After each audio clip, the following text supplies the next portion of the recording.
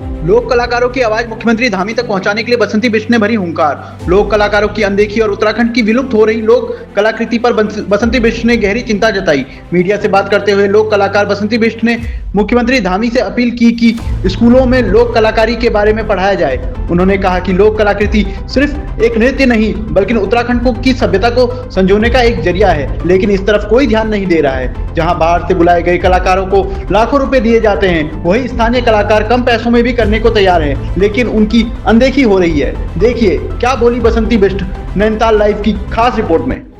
दुख तो बहुत होता है, हम क्या करें, हमारे हाथ में तो कुछ नहीं, बोल ही सकते हैं। जैसे आप 10 साल से निःशुल्क सिखा रहे हैं अपने घर में जितना हो सकता है, और अकेडमी ने हमें सिंगी नाटक अकेडमी ने वो सदस्य बनाया है। अपने पर्वतीय क्षेत्रों के लिए हम नामित करते हैं पुरस्कार के लिए बलवाल को ऊपर वाले हुए 11 एक बार हुए। हमारी तो शादी भी जी भी है उसमें, और ये पूर्ण है वहाँ का हमारे बलवाल के लिए। फिर गुरु शिष्य के लिए हम कोशिश कर रहे हैं। अभी 4 ट्रेनिंग चल रहे हैं जिनका नाम हमने दिया। अभी लोक संगीत के लिए मांगा है जी, तो वहाँ उस तक तो काम हो रहा है।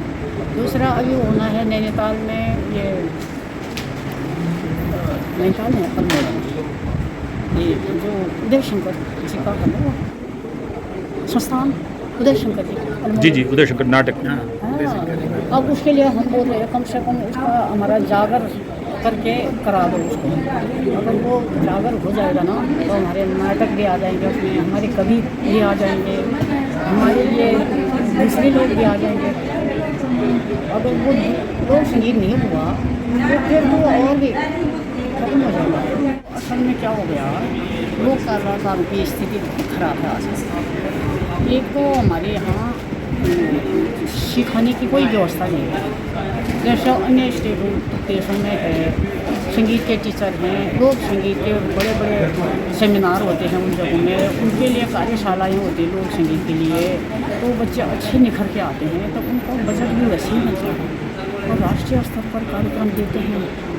वहाँ सिंगी नाटक अकेडमी में देखा हमने, पूरे अंतर्राष्ट्रीय नृत्य थे उनके। वहाँ बड़े बड़े सेमिनार होते हैं, बड़े बड़े संस्थान बना रहे हैं। ऐसी व्यवस्था हमारे यहाँ कुछ नहीं है। बेचारे हमारे बच्चे, एक तो पलायन की मांग, दूसरा गुरु का अभाव, सबसे बड़ी समस्या वो है। फिर भी वो इतना करे, सरकार को ये करना चाहिए। हम तो पहले से बोल रहे हैं, कई बार मैंने जितने भी मुख्यमंत्री हैं सबके लिए निवेदन किया। हमें इसका अध्यक्ष बनाया था लोक संस्कृति, हमारे अवधि रावत जी मुख्यमंत्री लोक संगीत के संरक्षण के अध्यक्ष बनाया था। लेकिन काम हमने बोला कि हमारे स्कूलों में, छोटे स्कूल जो होते ना, वहाँ पर वो लगा दें। हमने प्रस्ताव दिया वहाँ पर उन शिक्षकों को रख दें जो लोग से जुड़े हैं, उनको रख दें। एक पीरियड जागर वाला है, जागर वाला है, न्यूली वाला है, सभी वो भी हमारी बात नहीं सुनी। दूसरा हम आज तक यही बोलते आ रहे हैं, तो तुम मुंबई से, दिल्ली से, इधर से मंगाते हैं, लाखों रुपया तुम वहाँ दे रहे हो। हमारे कलाकारों को तुम 10 लाख एक आदमी, 20 लाख एक को दे रहे हो। हमारे कितने कलाकारों का भला हो जाएगा उसमें। 10 लाख है हमारी। पहले क्या था, परिषद थी, हमारे अच्छे विद्वान थे उसमें। ये हमारे अध्यक्ष थे मटपाल जी, फिर ये जहूर आलम जी, फिर वहाँ गढ़वाल के पंडित जी जहूरी जी, वो एक नीति बनाते थे कैसा कार्यक्रम होना चाहिए और ढंग से करते थे। अब तो परिषद नहीं है, जिनको 2 दूनी 4 नहीं आता संगीत का, लोक संगीत से कोई मतलब नहीं है, उन लोगों के हाथ में ठेका हो रहा है। तो कौन सुनता है?